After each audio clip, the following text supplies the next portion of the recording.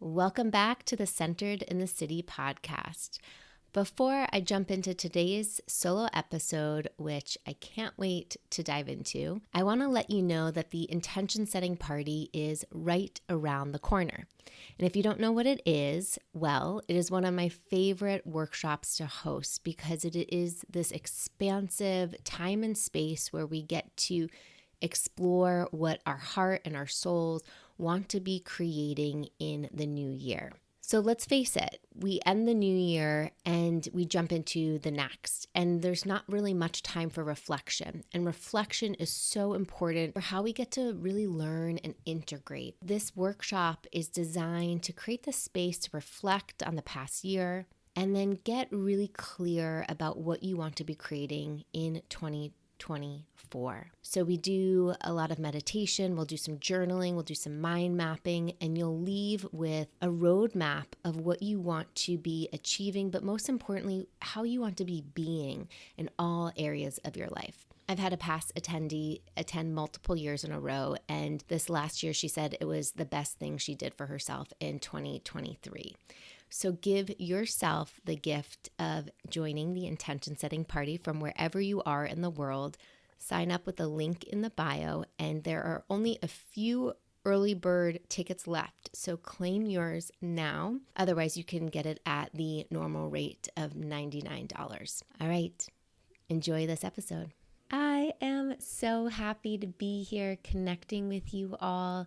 It has been about 6 weeks, a little over 6 weeks since I recorded my last podcast episode. And let me tell you, I was ready for a break and I was excited to take some space from the podcast to explore is this something I want to be focusing on within my community, within my business, within my energy. And I will say a few weeks into my travel and some vacation time, I started to miss it.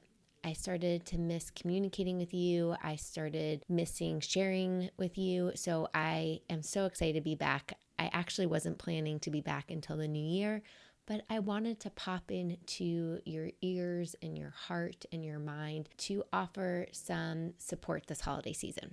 We are talking about mindful eating during the holidays, and this is one of my favorite topics. I typically do some sort of healthy for the holidays workshop this time of year. I didn't because I was traveling. So this feels like a way that I can support you all, bringing some intentionality into how you are taking care of yourself during the holiday season. Because let's face it, the holidays are this time of year of overabundance and indulgence, and it sucks that, as a culture, we live in such extremes. Being in Europe for the last 6 weeks, it was just a reminder of how extreme America is. Even from thinking about the food, where I was in Italy and Spain and the Netherlands, all of their food tasted so fresh, but it tasted so simple. They didn't add so many ingredients, the salt, the sugar, everything was slightly toned down.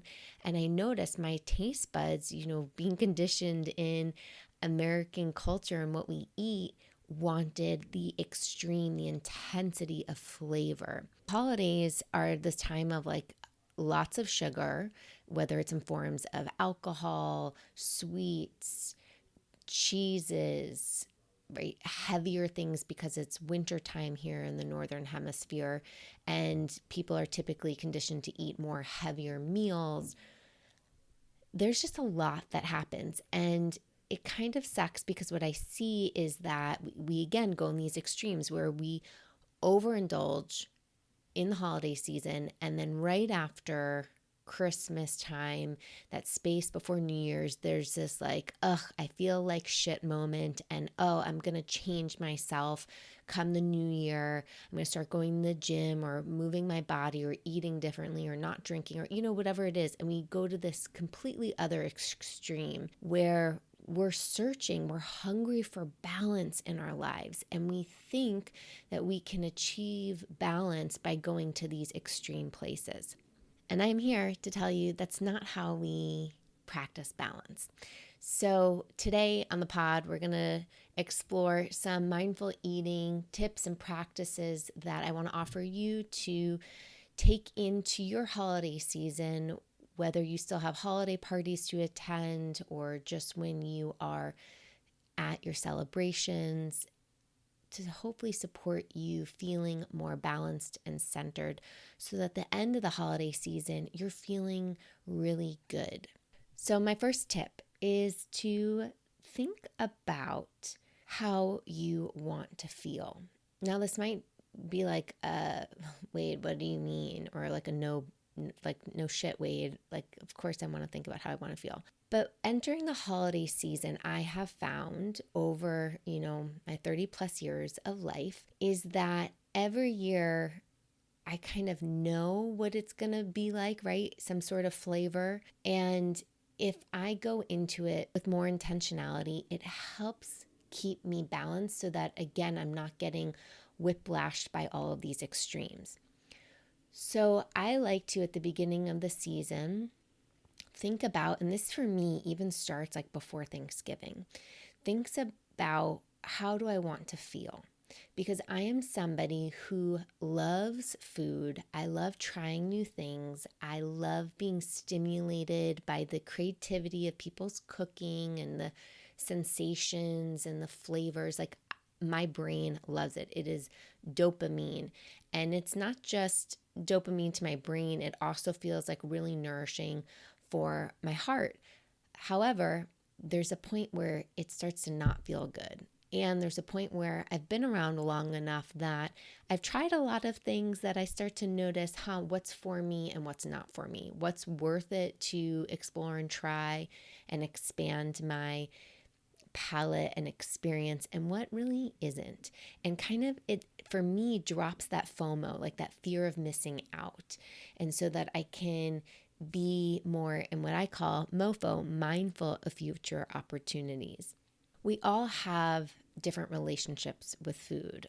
I have for a really long time. I still have, and I will say it is so much better than it used to be, but a lot of food scarcity. And that comes from some of my upbringing, but it also comes from my epigenetics, from my family's lineage. And it is something that I notice because I've gained awareness around myself and my habits and my mindsets and my emotions and my behaviors, that I have that awareness around the scarcity. And so because I have the awareness that scarcity is part of this relationship, I've learned some strategies of how to self-soothe and calm my nervous system when it gets scarce and tap more into a place of enoughness. Some other people might have a complicated relationship with food because of a history of an eating disorder or because of maybe some health problems that have made food complicated for whatever reasons, right? There's so many different types of relationships that we have with food and nourishment. We get to bring that awareness into our relationship to food, especially during the holidays, because again, everything is super heightened. So I welcome you to pause and explore, like, how do I want to feel this holiday season? Or you can get even more micro and say, okay, I'm going to my holiday party tonight, or I am going to this family dinner or this celebration with my girlfriends out to dinner, or I'm hosting a party, whatever it is. Pause and ask yourself, how do I want to feel?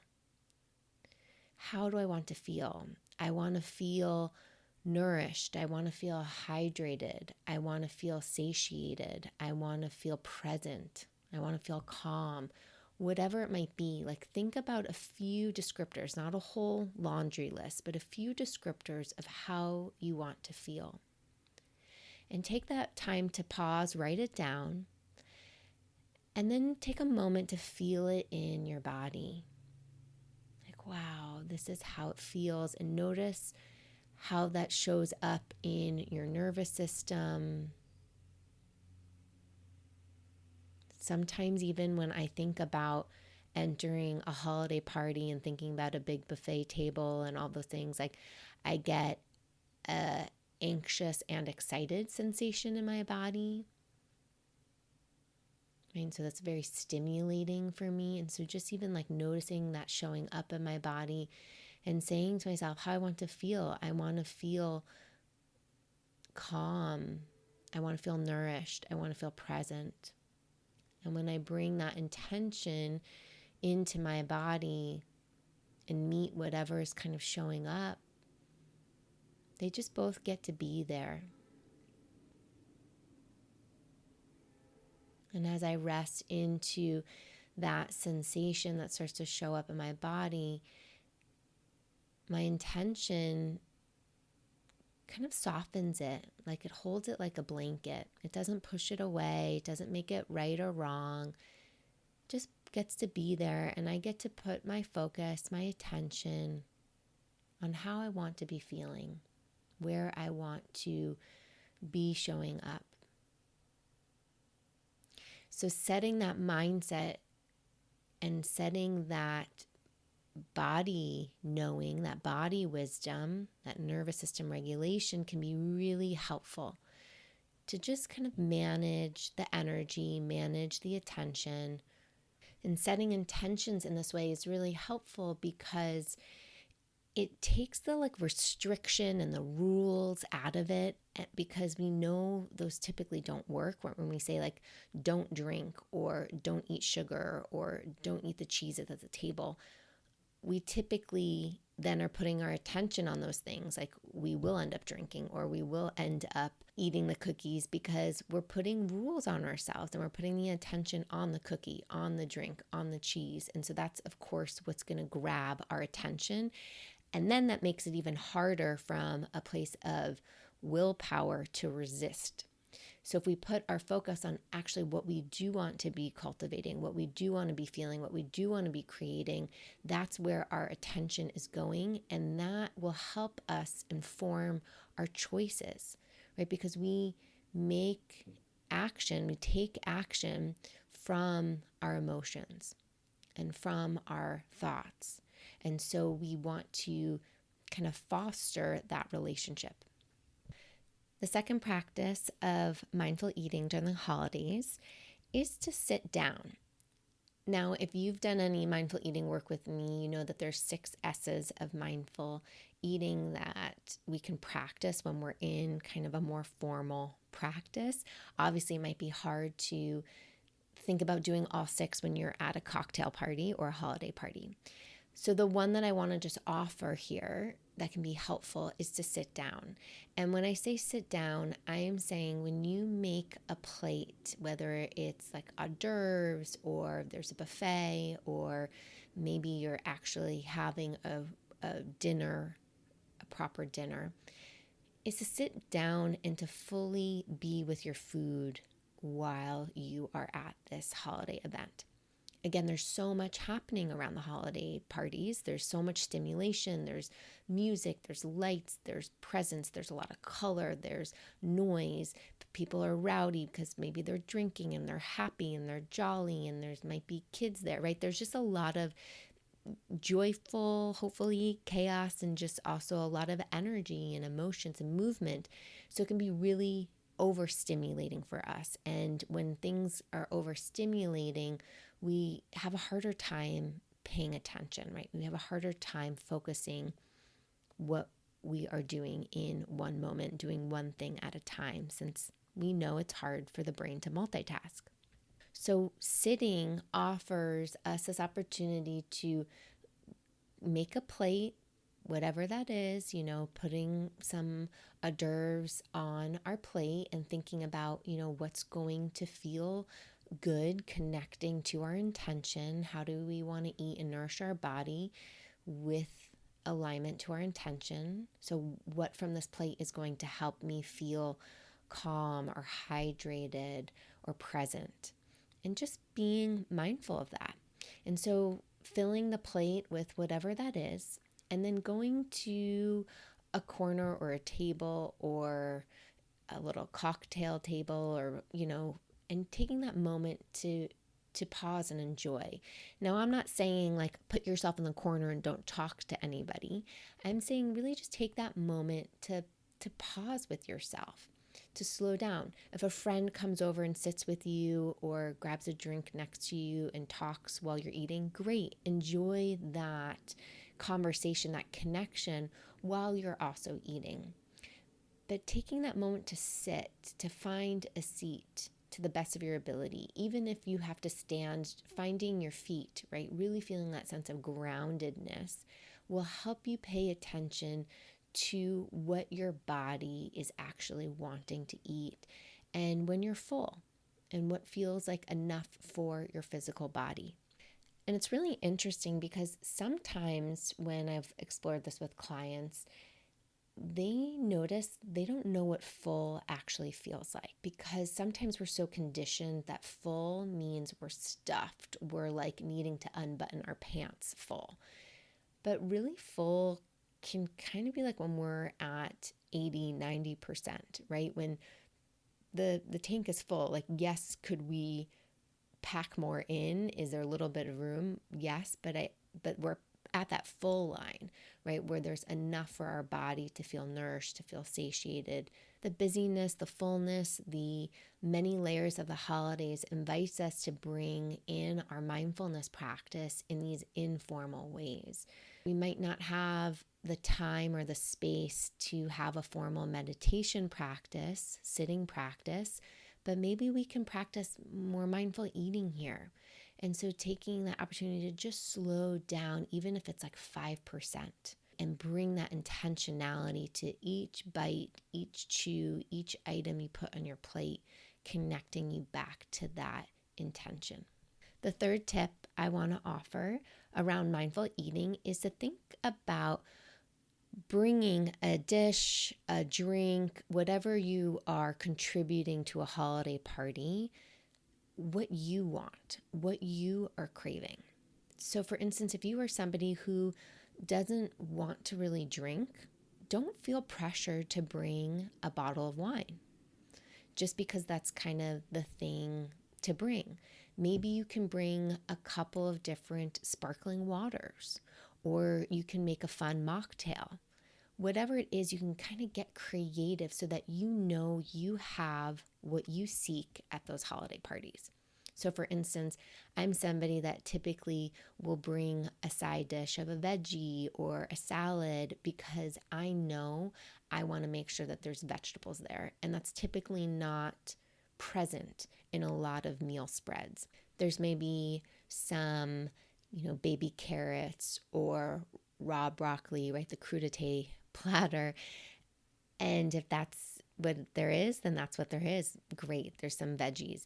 And I typically like a little bit more or a little bit more creative veggies. And so I will think about how can I offer that to the community. Maybe you're somebody who has a food sensitivity. Maybe you're gluten-free or dairy-free, and bringing a dessert that supports that, whether that's Sweet Lauren's, just offering a plug to my sister's cookie company. They're place and bake cookies that you can buy, dough that you can buy and bake fresh. That's vegan, gluten-free, dairy-free, so it's very friendly for people. Maybe you have a favorite cookie recipe of your own that's paleo and feels nourishing. Maybe you have your favorite mocktail recipe. Again, whatever it is, bring to the party, bring to that dinner, bring to that cocktail hour what you would like to seek. Sometimes that might be difficult. If you are at a holiday party and you're not asked to contribute anything, then great. You know that you get to make your decisions as best as you can. So for instance, maybe you have a glass of sparkling water with lemon and mint, and that feels fun and fancy if you're somebody that doesn't want to drink. Or maybe you have a glass of wine and instead of having two, you have that glass of water to help balance you out. Maybe you offer, sometimes I do this, like I get the vegetarian meal because I know I'm going to have more vegetables in that than if I were to get the steak, the chicken, the fish option. because I know that I feel better when I have more vegetables. So again, just like making those conscious choices can really support your intention of how you want to feel. The fourth tip I want to offer is to hydrate. Now, this might seem simple. This is obviously something we get to practice all day, every day, whether it's the holidays or not. What I find very helpful around this time of year, especially because it's colder, is to make fun tea concoctions. So I've shared this many years before, but I love in the wintertime to make hot water with a cinnamon stick and sometimes some fresh ginger slices. And I will just keep pouring hot water into that concoction. Like you can make a couple different batches before it tastes kind of washed out. And that's a way that I can get a lot of water and nutrients into my body throughout the day that also still feels really fun and festive and flavorful and stimulating, but in a very nourishing and balanced way. I know I'm not injecting a bunch of sugar into my system.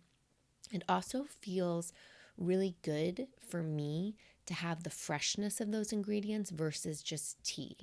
I feel like tea is great, love tea, and sometimes I can just get sick of it, So the freshness of a raw cinnamon stick and lemon and ginger just offers so much chi, so much energy into my body.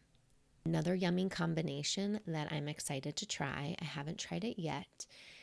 I experienced this in a tea bag format when I was in Amsterdam, but using fresh mint and cinnamon stick. And I'm going to try that out because that just combination was delicious, and using the fresh ingredients sounds amazing. I know people who have also used frozen fruit or fresh berries, putting some raspberries and mint into some hot water or some strawberries. It offers a fun flavored feeling that's a little bit more winterized than just having some lemon or cucumbers. Okay, the fifth tip is to sweat. Sweat, sweat, sweat it out, baby. Get that body moving and grooving.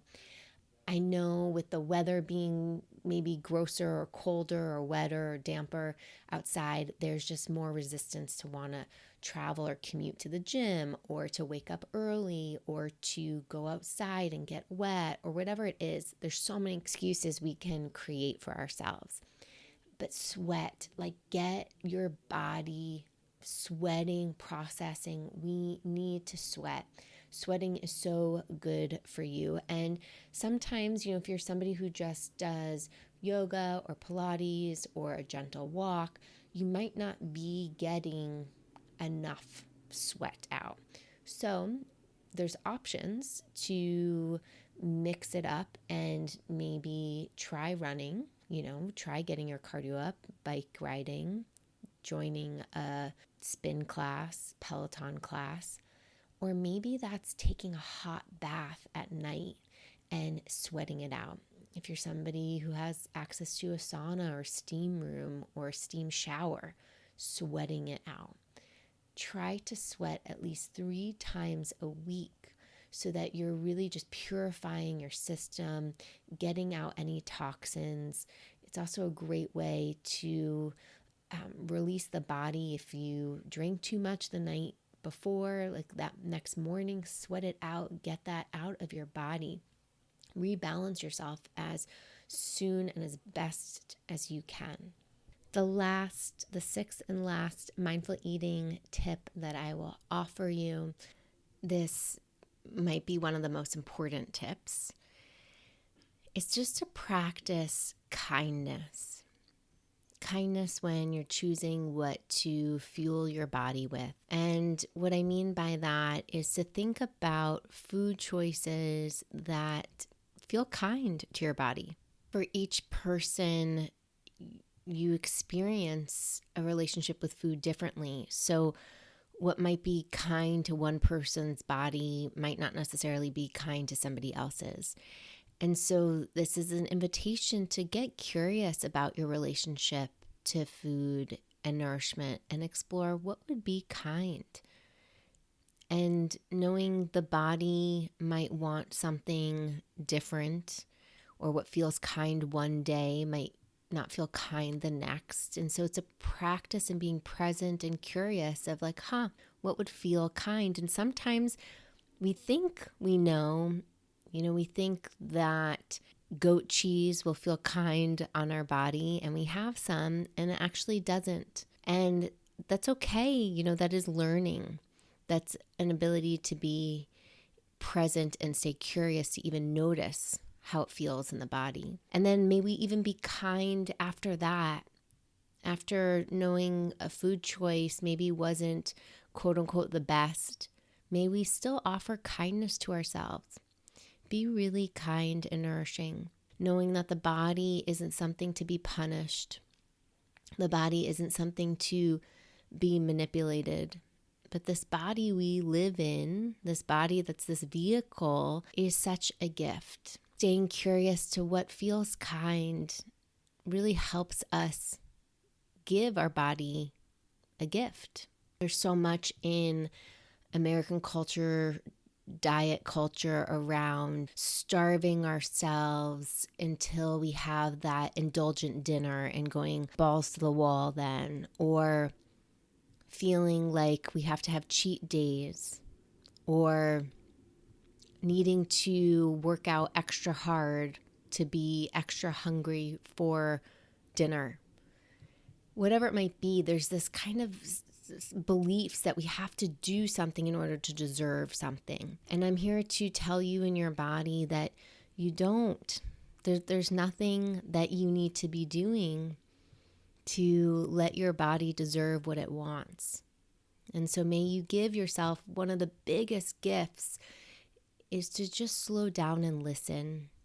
Slow down and pay attention. Slow down and get curious. Slow down and be kind to this beautiful body that you live in.